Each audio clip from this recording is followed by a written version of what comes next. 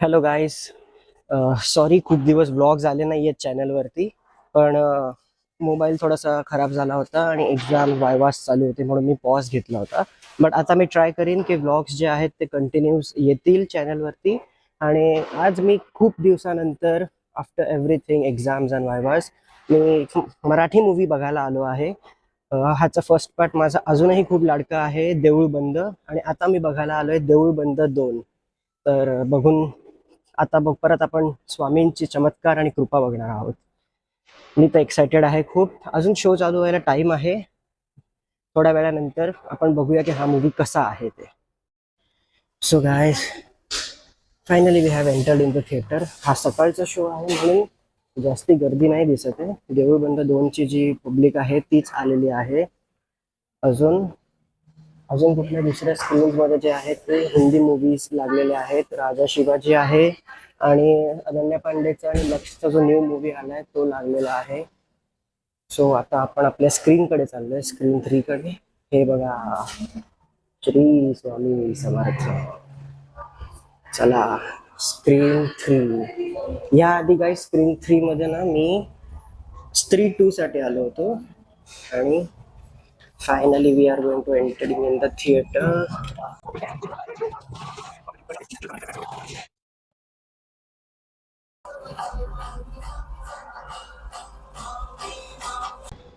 तर guys, finally Deool Band 2 बघून बाहेर आलोय. मला हा मूवी खूप जास्त आवडला कारण या मूवीमध्ये असं काही दाखवलंय शेतकऱ्यांबद्दल जे आपण आपल्या रोजच्या जीवनामध्ये हा विचार करत नाही.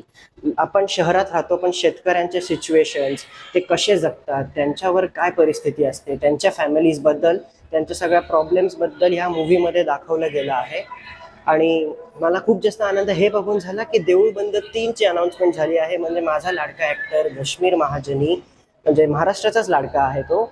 आणि मला त्याचं जे कॅरेक्टर त्याने पहिल्या देऊळ बंदत केलं होतं ते कॅरेक्टर पुन्हा आपल्याला देऊळ बंद 3 मध्ये बघायला भेटणार आहे, म्हणजेच राघव शास्त्री यांचं. तर मी त्या पिक्चरसाठी खूप एक्सायटेड आहे. आणि ह्या पिक्चरला जर मी रेट केलं तर 10 आउट ऑफ मी या पिक्चरला 9.5 देईन. आणि मी डायरेक्शनसाठी सॅल्यूट करतो प्रवीण तरडेला. कारण खूप छान, म्हणजे त्यांचे मी ह्याच्यापूर्वी सगळे पिक्चर बघितले आहेत जेवढे आलेत तेवढे, हंबीरराव पासून धर्मवीर 2 वगैरे. पण मी सॅल्यूट करीन त्यांना ह्या पिक्चरच्या डायरेक्शनसाठी. मी लिटरली सांगतो, खरं सांगतो, अगदी मला गुजबम्प आले, खूप वेळा आले. भरपूर सीन्सला, भरपूर बॅकग्राऊंड म्युझिक्सला ऐकताना गुजबम्प्स आले. एक टाइम पिक्चरचा आला की मला रडायला सुद्धा आलं, कारण मी ते फील केलं. मी एवढा कनेक्ट झालो होतो त्या पिक्चर सोबत. त्यामुळे खरं सांगतो, हा पिक्चर मला खूप जास्त आवडला आहे. तुम्ही सुद्धा जा थिएटर्सला आणि हा पिक्चर नक्की बघा. मी तुम्हाला एवढंच सांगेन की हा पिक्चर आपल्या प्रत्येकाला बघायला पाहिजे. आणि आपल्या प्रत्येकाच्या डोळ्यातनं ना हा पिक्चर बघताना एकदा तरी अश्रू येणारच येणार, कारण हा पिक्चर आपल्याला कनेक्ट करून जातो. तर ह्या व्हिडिओसाठी एवढंच. मी लवकरच दुसरा एक व्हिडिओ अपलोड करून तुमच्या संवाद घेऊन येईन. आणि हा एक व्लॉग आहे जो मी अपलोड नाही केला काही सिच्युएशन्समुळे, तर तो व्लॉग सुद्धा चॅनलवरती येणार आहे. तर तो व्लॉग बघण्यासाठी प्लीज या व्हिडिओला लाईक करा आणि सबस्क्राईब करा, म्हणजे तुम्हाला त्या व्लॉगचं नोटिफिकेशन सुद्धा नक्की येईल. So like, share, subscribe and love you all. Thank you.